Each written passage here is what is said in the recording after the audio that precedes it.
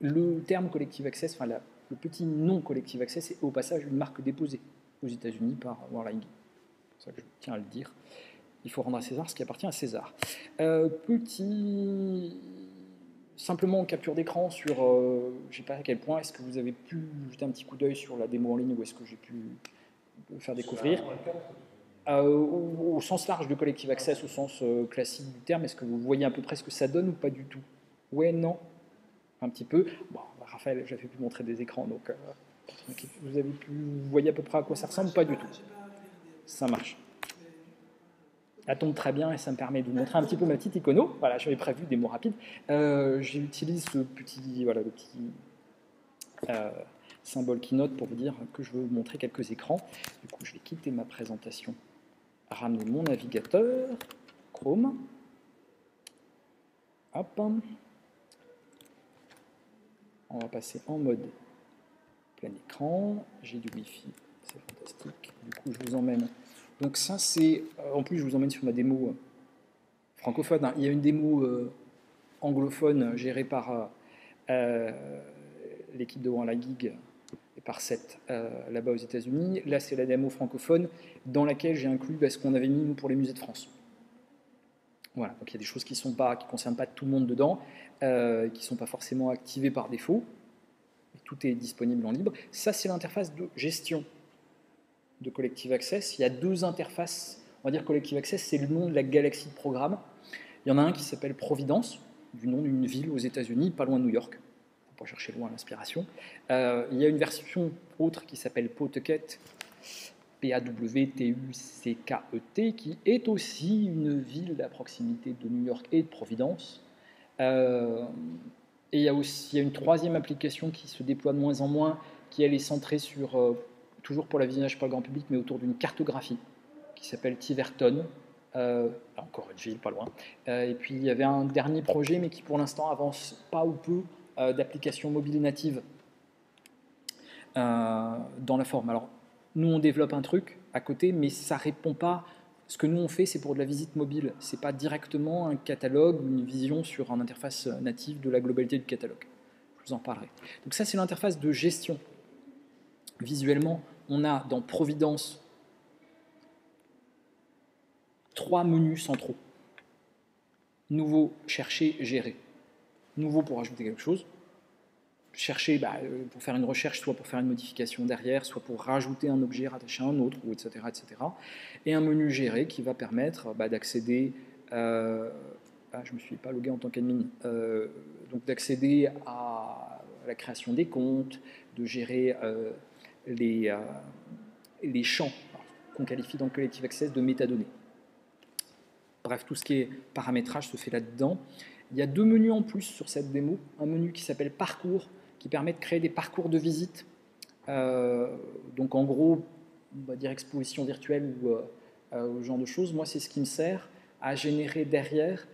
Et procédures réglementaires, ça c'est pour les musées de France, parce que ça leur sert à gérer le récolement, donc la vérification d'inventaire, mais aussi un registre des biens affectés, donc une version numérique du registre d'inventaire, 18 colonnes, là encore cadre français, qui a priori ne vous concerne pas. En tout cas, ne concerne pas tout ce qui est musée de France. Cette étiquette musée de France, ce n'est pas tous les musées en France, mais c'est quand même 1300 musées. Voilà le truc. Pour vous montrer la façon dont ça se présente. Donc on a des typologies très largement personnalisables. Dans Collective Access, on parle de profil. Un profil, c'est une description de champ, d'interface de saisie, de grille de saisie si vous voulez, qu'on paramètre généralement en XML avant de démarrer un projet, mais qu'on peut aller modifier dans l'interface. Et ces profils permettent de faire que Collective Access s'adapte à beaucoup de situations. Là, ce que j'ai sous les yeux, c'est une base plutôt typée musée, dans le sens art et tradition populaire par exemple, mais on a des configurations, on a des utilisations de Collective Access pour gérer des archives filmiques, la Cinémathèque de Berlin par exemple, des archives type photothèque, des projets plutôt bibliothèque, centre de documentation, des fonds d'archives d'écoles d'art, Alors là, pour le coup, on aura de la vidéo, de l'audio, un peu de tout. Des archives, des témoignages oraux, on a ça aussi. L'histoire des quartiers de Philadelphie au 19e, enfin, à partir du 19e. Des bases de données de collection au sens très large. Donc voilà un peu le sens de la chose. Je vous montre un écran de saisie quand même. Ça permet de faire le lien. Ça, c'est ce que j'ai pour saisir une œuvre d'art, on va dire, dans un musée. Donc là, ce qu'il faut se dire, c'est qu'on a plein de champs. C'est ce que vous avez dans cette partie droite. Ces champs sont, pour certains, je vais prendre date par exemple, répétables. Donc jusqu'à présent, pas de surprise. Ça, c'est un champ, donc ce qu'on va qualifier dans Collective Access de métadonnées. Pourquoi je parle de métadonnées, pas forcément de champ? Tout simplement pour distinguer deux choses, des notions de conteneur et des notions de métadonnées. Dans le sens où on va avoir des conteneurs, donc un encadré gris, là c'est ce qu'on va qualifier d'un conteneur, un ensemble de champs et de sous-champs. Ces conteneurs seront répétables, et là vous avez, ce que je surligne en bleu, vous avez non pas un champ autonome, mais on a pour sélectionner, pour pouvoir typer finement une date dans cette base-là, on ne va pas forcément utiliser autant de champs ailleurs, on va dire si c'est une date de création, d'exécution de cet objet, ou si c'est une date d'utilisation, dans quel cadre. Si c'est un objet du mobilier par exemple, on va après pouvoir choisir une période, donc là vous avez un thésaurus, ère chrétienne, deuxième millénaire, 11e siècle, première moitié du 11e siècle. Donc là, on a une arborescence, on va choisir dedans, et on va pouvoir mettre une petite note en dessous. Et donc, ma valeur, mon champ, en tout cas ce qui sera conservé par Collective Access, c'est le fait de dire que c'est une date de création d'exécution, première moitié du 11e siècle, entre parenthèses, tel machin. Ce que je veux vous dire, c'est que c'est vraiment, la notion de date va être l'ensemble de ces trois champs rassemblés dans un conteneur.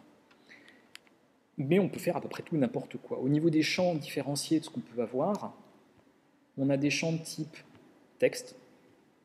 Là, en l'occurrence, vous avez un champ texte, tout ce qui est plus basique, c'est le titre, la désignation principale, pour lequel on va pouvoir avoir une locale. Donc tous les champs sont localisés dans une langue.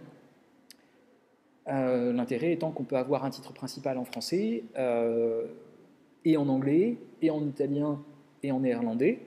Et pour le coup, selon la langue de recherche ou selon la langue d'affichage, on renverra la version. Bon, encore faut-il que vous ayez saisi les différentes langues, il n'y a pas photo. Mais on aura donc une langue par défaut et d'autres valeurs derrière. Ça, c'est pour un champ texte classique. On a des champs qui ne sont pas du texte, là en l'occurrence sur une date, où on va pouvoir supporter de la saisie. Hop, test. Test. Démo, c'est BBD. Toc, mai 2014. On va pouvoir avoir une datation où je vais supporter effectivement, là, œuvre d'art ajoutée, une saisie avec jour, mois, année en tant que texte. Je n'ai pas activé ce qu'il fallait sur ma démo, ça me fait me dire, je me suis rendu compte il y a 2 jours, je n'ai pas corrigé, mais des siècles en chiffres romains, 19e siècle. On va pouvoir avoir des dates où on va avoir juste novembre, ça va être une date valide. On va avoir des dates possibles avec 1914, 1918 par exemple. On va avoir des dates pour la paléo moins 57 millions d'années. Ça va tout à fait être possible. Jusqu'à heure, minute, seconde si vous avez besoin. Des datations floues, 1910. Je n'ai pas pu lire le dernier chiffre. Des vers ou circa 1915, ça va passer aussi. Bref, tout ce qui est date unique et plage de date. Jusqu'à des expressions qu'on peut paramétrer dans le logiciel. Pour les Français, règne de Louis XIV. Excusez-moi, j'ai du mal à retrouver vos monarques à vous, mais à coup pas. Donc voilà un peu ce qu'on peut faire sur les dates, même logique sur les années, sur les dimensions. On va pouvoir indiquer des dimensions en millimètres, centimètres, mètres, et à la recherche, la correspondance sera faite. Voilà pour l'essentiel. On a donc, ça c'est un écran de saisie. On va avoir plusieurs écrans de saisie, c'est ce que vous avez sur le côté gauche. Identification, statut juridique, contexte historique, description du bien, etc., etc. Donc ça, ce sont autant d'écrans. Un même champ peut être, enfin un même conteneur peut être répété dans plusieurs écrans de saisie. On peut customiser par personne ou par groupe dans l'équipe ou par niveau de travail différentes grilles de saisie, simples, moyennes, compliquées, ou pour tel type d'objet. Certains des champs que vous avez ici sont plutôt sympathiques ou plus intéressants que d'autres. Les médias vont vous permettre de rattacher des médias, donc des documents numériques, des représentations d'objets à notre objet. Pour l'instant, je suis sur un objet. Au niveau des formats qu'on peut rattacher, JPEG, TIFF, PDF, de la 3D, c'est ce que je vous montrerai du côté des nouveautés aussi, des fichiers bureautiques, à peu près tout n'importe quoi. Et si c'est de la photo haute définition, elle va être zoomable, je vous montrerai ça dans un instant après. On va avoir des relations entre cette fiche d'objet et d'autres fiches, typiquement pour lier l'artiste à notre objet si c'est une œuvre d'art, ou le créateur, ou le fabricant, etc. etc.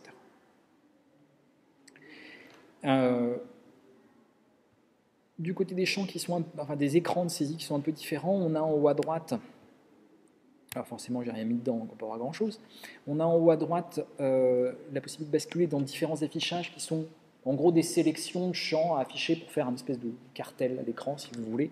Donc ce sont des affichages, mais là comme j'ai rien rempli forcément on ne voit pas grand chose, mais c'est ce qu'on va retrouver ici. Je vais peut-être reprendre un objet, ce sera plus sympa. Je vais faire une recherche sur étoile, comme ça j'ai toute ma base. Puis un affichage, affichement, je remplis. Enregistre d'inventaire. Hop, voilà. Donc là, une chose qui est un peu plus remplie. Au niveau des relations, voilà, là vous avez... Oh, ça sent le test pour les récollements. J'ai fait beaucoup de récollements là-dessus. Moi, ce qui m'intéressait, c'était de vous montrer ce que ça donnait pour un résumé. Voilà, on a quelques champs qui sont renseignés sur cette fiche-ci. Vous les voyez en noir, les champs non renseignés en gris. Tout ça, c'est du paramétrage. On peut faire que les champs non renseignés apparaissent ou n'apparaissent pas. Et vous trouvez donc notre cartel. Par rapport aux médias, c'était ça que je voulais vous indiquer aussi. Toutes les images qui sont chargées dedans sont zoomables. Et on a en fait un affichage... Voilà, là je vais être au maximum de la qualité par rapport à ma photo de base. On a un affichage detail peak, c'est-à-dire que toutes nos images sont découpées en autant de petites tuiles, un peu comme sur Google Maps où vous allez zoomer à volonté, on va recharger des niveaux de détail. C'est typiquement ce qu'on va avoir là-dessus. Même principe pour la conversion, donc ça se fait quand on charge les images dans la base. Même principe pour les vidéos, pour l'audio. Quel que soit le format que vous chargez dans la base, il va être converti quand on importe, de façon à faire que ce soit ensuite streamable vers les mobiles, ce genre de choses. Hop, je quitte. Donc ça, c'est mes médias. Résumé, je vous en ai parlé. Je masque mon média pour gagner un peu de place. Et dernière chose dans mon interface, les logs. Toutes les modifications sont loguées. Je sais qui a fait quoi, à quel moment. Quelle modification, quel déplacement, etc. Donc c'est très pratique quand on veut arriver à suivre nos modifications, savoir à quel moment on est intervenu sur telle ou telle fiche. Je vous ai montré rapidement comment se trouvait en tout cas la création d'objets. On a dans Collective Access 14 types différents d'enregistrements. Je pense que je ne dis pas de bêtises. Ces 14 types étant effectivement des objets, des représentations d'objets, c'est nos documents numériques rattachés à nos objets, des entités, personnes physiques ou collectivités qu'on lira avec le reste de la base, des lieux dans le monde, éventuellement géolocalisables, des emplacements, sous-entendu stockage des lieux, mais dans votre organisation à vous, qui permettent de dire c'est rangé à tel endroit, par exemple, des collections, sélection d'objets qui peuvent se chevaucher, des lots d'objets, donc là, pour le coup, un objet ne pourra appartenir qu'à un seul lot et un seul. Dans les usages, c'est ce qui sert, par exemple, pour cataloguer un costume traditionnel qui va être découpé en pantalon, chemise, chaussures, etc. Et là, pour le coup, effectivement, on a un lot d'objets puisqu'ils ont été acquis ensemble. Voilà l'idée. On va avoir des procédures internes. Donc, dans Collective Access, on qualifie ça d'occurrence. Ça sert à faire le lien entre à peu près tout et n'importe quoi et de mettre des champs à notre besoin. C'est derrière là qu'on va nous gérer pour les musées de France leur fiche de récollement. Donc le pointage, le fait de dire je l'ai vu, je ne l'ai pas vu, il est en bon état, pas bon état, etc. Donc ça, pour moi, c'est géré dans les occurrences. Ça sert aussi pour dire que tel objet a été cité dans tel ouvrage. Donc pour faire des liens de bibliographie, c'est typiquement ça qu'on va pouvoir avoir. Qu'est-ce que j'oublie d'autre? Des procédures de conservation, bref, plein de choses. On va avoir des mouvements et des prêts. Mouvement, ça sous-entend interne au sein de chez vous, avec derrière, on pourra pointer qui a autorisé tel mouvement et déplacement de la sortie des réserves pour aller le mettre dans l'espace d'exposition. On va avoir des pré-entrants et pré-sortants, c'est-à-dire que si vous faites des expositions et que vous faites venir quelque chose, on aura un pré-entrant. Si vous faites sortir quelque chose pour prêter, ce sera un pré-sortant. Et puis il y a encore d'autres types d'enregistrements qu'on va pouvoir avoir. Tout n'est pas forcément activé. On a effectivement, ce que je disais, des parcours et des points au sein d'un parcours pour indiquer une visite guidée, par exemple. Voilà quelques exemples de choses qu'on peut enregistrer dans la base. Et au niveau de ces types de champs, on doit être à une bonne quinzaine de conteneurs, de types de champs qu'on va avoir à l'intérieur. Des champs liés à des mesures, des champs de type datation, des champs liés à une liste d'autorités, à un vocabulaire, du numérique, du texte multiligne, bref, plein de choses. Des devises aussi, puisqu'on peut regarder les valeurs d'achat avec la valeur monétaire qui va bien. Et puis, dernier petit coup d'œil pour vous montrer la tête que ça a côté Pawtucket, et je reprends mon propos derrière. Ça, c'est Pawtucket 1, c'est l'interface de navigation simple, de publication simple des collections. Donc on va retrouver cette fameuse visionneuse. Alors là, j'ai une base où il n'y a pas grand-chose, surtout de vision pour le grand public, on trouve bien les Québécois, puisque là, c'est le thème guerre par défaut, hein, c'est personnalisable bien sûr tout ça. Mais là, c'est presque direct tiré de la boîte, out of the box, où on va retrouver derrière une œuvre un cartel avec différents liens, éventuellement une géolocalisation, la possibilité de zoomer sur nos objets, de mettre pour notre grand public, ça met trop de temps, pour notre grand public, de mettre des annotations, de se faire des sélections, petite lightbox, ce genre de choses. Ou des expositions un petit peu virtuelles, ou des sélections d'œuvres.